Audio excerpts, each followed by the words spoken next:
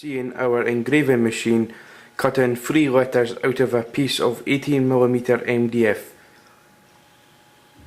These letters are now in the machine software, and I have set up all the parameters that the machine needs in order to do the cuts. And now the letters have a red outline showing me that the machine's path is ready to go, basically. Now the job's all programmed, ready to send down to the router's onboard computer. And that's it. Off to the router room. Now we are in the router room. The way the machine holds down the material is a vacuum bed, and that's what these pods are. It sucks the material down through these holes that are in the machine's table pods. And as you can see, it doesn't move.